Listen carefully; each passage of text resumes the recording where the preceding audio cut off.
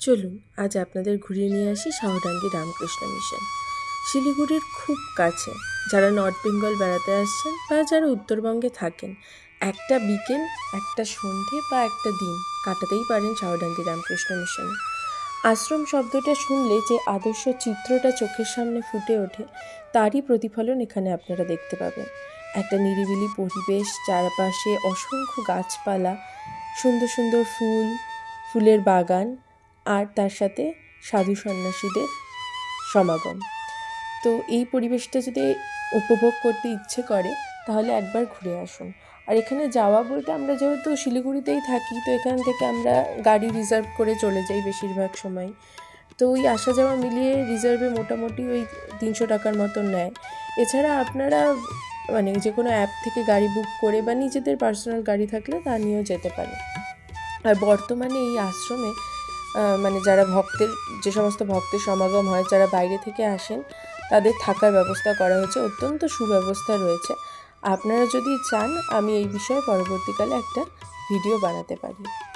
স্বামী ধ্রুবানন্দজি মহারাজ, যিনি রামকৃষ্ণ মঠ মিশনেরই সদস্য ছিলেন, তিনি এই উত্তরবঙ্গে রামকৃষ্ণ ভাবাদর্শের প্রচার ঘটাতেই এই আশ্রম বানানো শুরু করেন, মানে তার উদ্যোগেই শুরু হয়।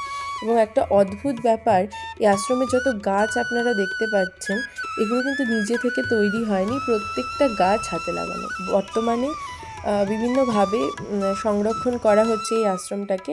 বর্তমানে এই আশ্রমটি বেলুড় মঠের আন্ডারে চলে এসছে। একটা প্রাথমিক বিদ্যালয়ও আছে এই আশ্রমের সাথে। এছাড়াও কথিত আছে, যখন স্বামী বিবেকানন্দ দার্জিলিংয়ের পথে যাত্রা করেছিলেন, তখন এই আশ্রমের পাশ দিয়েই আর কি রেল লাইন চলে গেছে, যেখানে এখনও বর্তমানে জলপাইগুড়ি এই সমস্ত অঞ্চলে ট্রেনগুলো যায়। তো সেই সময় কোনোভাবে স্বামীজির দৃষ্টি এই স্থানের ওপর পড়েছিল এবং বিশ্বাস করা হয় যে সেই কারণেই এখানে আশ্রমটি গড়ে উঠেছে। এই আশ্রমটি শাহুডাঙ্গিতে অবস্থিত এবং যেহেতু শাহু নদীর তীরেই গড়ে উঠেছে আশ্রমটি, সেই কারণে একে শাহুডাঙ্গি রামকৃষ্ণ মিশন বলা হয়।